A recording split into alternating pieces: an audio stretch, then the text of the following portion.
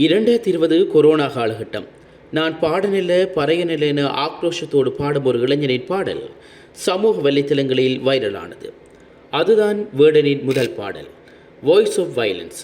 அன்று முதல் இன்று வரை மலையாள உலகில் ராப் இசை மூலம் குரலற்றவர்களின் குரலாக வேர்டன் ஒலித்துக் கொண்டிருக்கிறார். யார் இந்த வேர்டன்? இலங்கையின் ஜாஃப்னா பகுதியைச் சேர்ந்த தாய்க்கும் கேரளாவின் பாலக்காட்டு பகுதியைச் சேர்ந்த தந்தைக்கும் பிறந்தவர் கிரந்ததாஸ் முரளி என்கின்ற வேர்டன். திருசூர் அருகே உள்ள சஃப்ரனபூமி எனும் பகுதியில் பிறந்த வந்த வேர்டன் தன்னுடைய நிலப்பரப்பு மூலமே அரசியல் விழிப்புணர்வு அதிகம் ஏற்பட்டிருக்கிறது. பள்ளி படிப்பு முடித்துவிட்டு ஒரு ஸ்டூடியோவில் பணிபுரிந்த காலகட்டத்தில் ஒரு பாடகருடன் ஏற்பட்ட பழக்கமே வேர்டனுக்கு இசை மீதான ஆர்வத்தை அதிகரித்திருக்கிறது.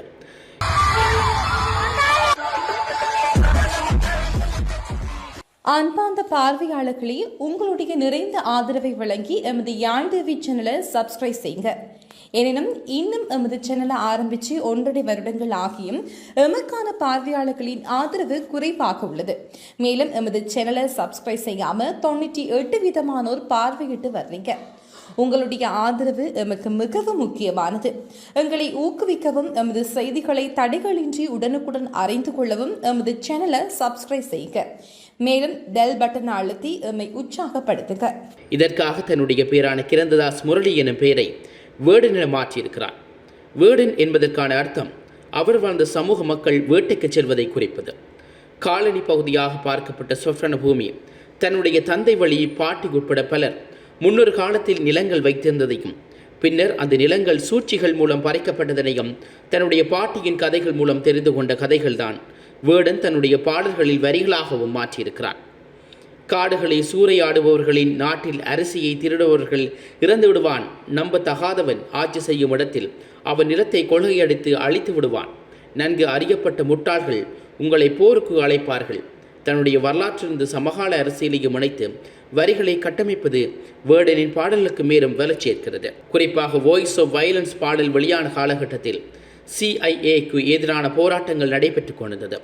இதற்காக கொச்சியில் நடைபெற்ற போராட்ட களத்தில் பார்வையிடற்காக வேர்டன் அழைக்கப்பட்டார். இதுதான் அவரின் முதல் மேடையும். போலி தேச பக்தர்களால் ஆடப்படும் ஒரு நாட்டில் மதம் மற்றும் சாதியின் நோய்கள் சீரழிந்திருக்கிறது. ஆட்சியாளர்களுக்கு எந்த கவலையும் இல்லை. அவர்கள் உங்கள் வரிப்பணத்தில் மகிழ்ச்சியாக உலகம் சுற்றுகிறார்கள் என்கின்ற வரிகள் அப்போதைய மத்திய அரசை நேரடியாக விமர்சனம் செய்வதாக இருந்தது. ஆனால் அப்போது வேர்டன் என்கின்ற தனிநபர் யார் என்பது பலருக்கும் தெரியாது. அதனால் அந்நபரின் விமர்சனங்களுக்கு மதிப்பு கிடைக்காது இருந்தது. 10-12 ஆண்டுகளுக்கு முன்பே கேரளா திரைத்துறையில் ரெப் பாடல்கள் அறிமுகமானாலும் கடந்த 4 முதல் 5 ஆண்டுகளாகவே இந்த வரிசை அங்கும் பிரபலமடைந்து வருகிறது. திருமாலி, நீரஜ் மாதவ், ஹனுமான் ஹீரைன் போன்ற ரஃப் இசை கலைஞர்கள் வேகமாக வளர்ந்து வந்த காலகட்டத்தில் அந்த வளர்ச்சியில் வேர்டனுக்கும் இடம் கிடைத்தது. அடுத்தடுத்த சமூக பிரச்சனைகளை மையப்படுத்தி வேர்டன் வெளியிட்டுள்ள பூமி வா போன்ற பாடல்கள் பெரும் வரவேற்பை பெற சினிமாய் வாய்ப்பு மிக சீக்கிரமாக கிடைத்தது. ஆனால் எவ்வளவு வேகத்தில் வளர்ந்தாரோ அவ்வளவு வேகத்தில் வேர்டன் மீதான விமர்சனங்களும் அதிகரித்தன. 2021ஆம் ஆண்டு வேர்டன் மீது சில பெண்கள் பாலியல் புகார்களை கூறினார்கள். இந்த குற்றச்சாட்டுகளுக்கு வேர்டன் வெளிப்படையாக இந்த கருத்தும் சொல்லாமல் தவித்து வந்தார். இந்நிலையில் தான் இந்த குற்றச்சாட்டுகளுக்கு மன்னிப்பு கேட்டு வேர்டன் தரப்பிலிருந்து வந்த ஒரு அறிக்கை வெளியானது. இப்படி வெளிப்படையாக மன்னிப்பு கேட்டதை ஆதரித்து லைக் போட்ட மலையாள நடிகை பார்வதி மீதும் விமர்சனங்கள்.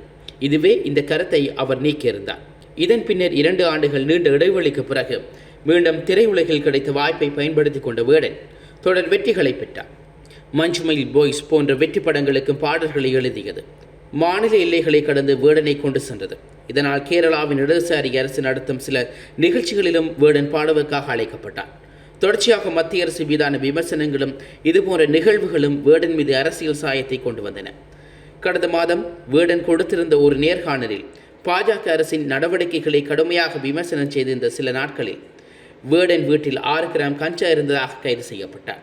அதன் தொடர்ச்சியாக வேர்டன் புலிப்பல் அணிந்ததாக அவர் மீது மற்றொரு வழக்கு பதிவு செய்யப்பட்டது. இந்நிகழ்வு கேரளாவில் பெரும் புயலை ஏற்படுத்தியது.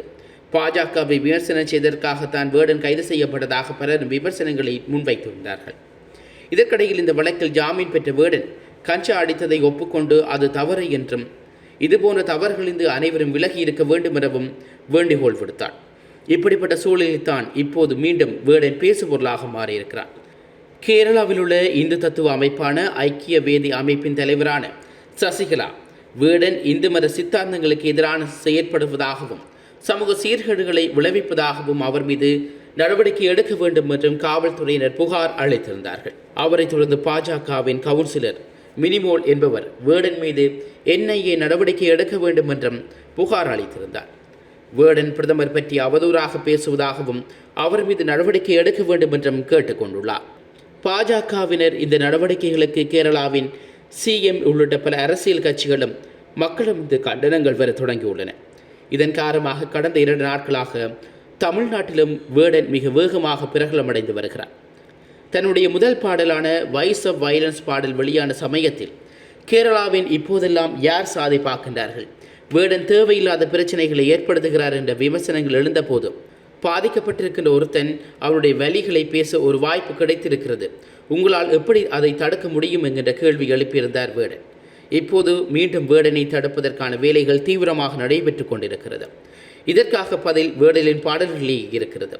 அடக்குமுறை இருக்கும் இடத்தில் கைகள் உயர வேண்டும், பாகுபாடு இருக்கும் இடத்தில் குரல்கள் உயர வேண்டும், மனிதர்கள் அடிமையாக இருக்கும் இடத்தில் கழகங்கள் உயர வேண்டும் என்று தெரிவித்துள்ளார். சின்ன சேனலுக்கு எதாக இருந்தாலும் அது கொஞ்சம் ஆதரவு கொடுங்க. உங்கள் பொண்ணான கையை கொண்டு அந்த பெல்லில் தட்டிடுங்க. அவங்களுக்கு சப்ஸ்கிரைபர் 5-10 ஏறுனா அவங்க மனசு சந்தோஷப்படும். அவங்க வீடியோவும் பாருங்கள்.